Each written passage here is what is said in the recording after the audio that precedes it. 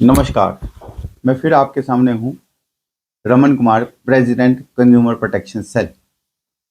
आप जानते हैं हम लोग कोशिश कर रहे हैं कि ज़्यादा से ज़्यादा लोग उस इंश्योरेंस कंपनी के साथ जुड़ें जो लोगों को प्रॉपर वे से क्लेम देती है।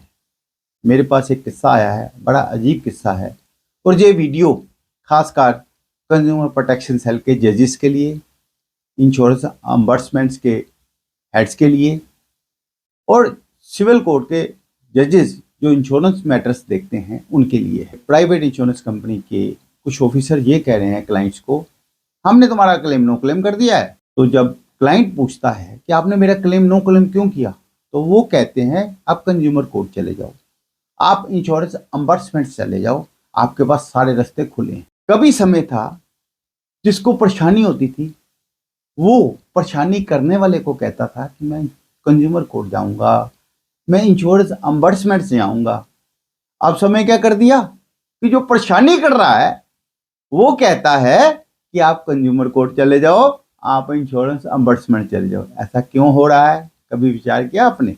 ऐसा इसलिए हो रहा है कि उनको लगता है कि इनको वहां भी न्याय नहीं मिलने वाला। तो मैं आपको एक कहानी सुनाता हूँ। कहानी ये है कि एक बादशाह ने एक धोबी से पूछा कि आपके गधे एक लाइन में क्यों चलते हैं। तो धोबी ने कहा, भैया जो लाइन को नहीं मानता उसको मैं दंड देता हूँ। तो बोला, बादशाह ने कहा कि मेरे राज्य में आ गया, मेरे राज्यों को सिस्टम को सेट कर सकते हो क्या इस तरह से कि सब लाइन में चलें? कर दूंगा।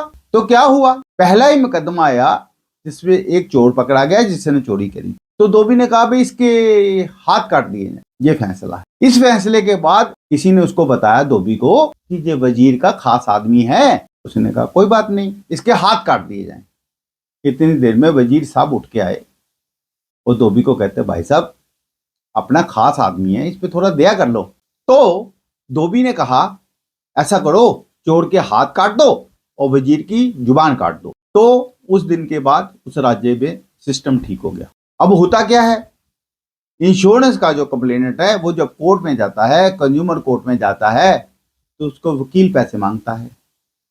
जितने वकील पैसे लेता है, जितना उसका खर्चा हो जाता है और जितने वो चक्कर मारता है कोर्ट के, और जितनी उसको हरासमेंट होती है कोर्ट में जाने की भी और उससे पहले भी, उसकी कंपनसेशन कंज्यूमर कोर्ट्स क्या देती हैं? 10,000, 20,000, 50,000, जबकि उसको लाखों रुपए की उसकी हरासमेंट हो चुकी होती है। लीगल चार्जेस देती है 5,000, 10,000, जबकि वकील उससे पहले 50,000 ले चुका होता है। Interest on the amount which was payable, जो उसको पैसा मिलना था उस पर इंटरेस्ट कितना देते हैं? 6%, 7%, 8%, जबकि बैंक की एफडी का रेट 8.5%।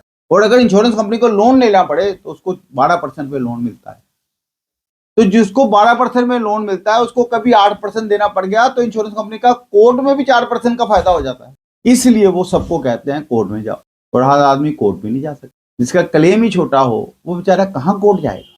और अगर कोर्ट में आ जाता है तो जज साहब को ये समझ होनी चाहिए, इतनी अपने जजेस के दिमाग में बात आनी चाहिए कि अगर क्लेम 10,000 का भी है तो उसकी जो हरासमेंट है 2 लाख की हो सकती है, उसकी कंपनसेशन 2 लाख हो सकती है, क्योंकि कंपनसेशन का अमाउंट पेएबल से कोई रिश्ता नहीं है।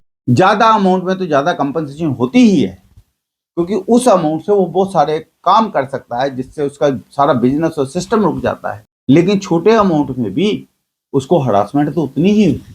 तो ये जो विषय बदला है कि इंश्योरेंस कंपनी कंप्लेनेंट जो इंश्योर्ड को कहती हैं कि आप कंज्यूमर कोर्ट चले जाओ, ये इसलिए हुआ है क्योंकि कंज्यूमर कोर्ट्स ने ठीक से काम करना बंद कर दिया है। तो मैं प्रार्थना करता हूं इस देश की न्याय व्यवस्था को कि इंश्योरेंस कंपनी जो ये धमकियां दे रही हैं कि जाओ कोर्ट में चले जाओ, वो तभी बंद होगा जब कोर्ट्स प्रॉपर तरीके से काम करेंगी और प्रॉपर तरीके से न्याय देंगी। इस वीडियो को मैं प्रार्थना करता हूं वायरल करो, जिससे कि इस देश के कोर्ट सिस्टम को सुचारू रूप से चलाने वाले लोगों तक पहुंचे। धन्यवाद।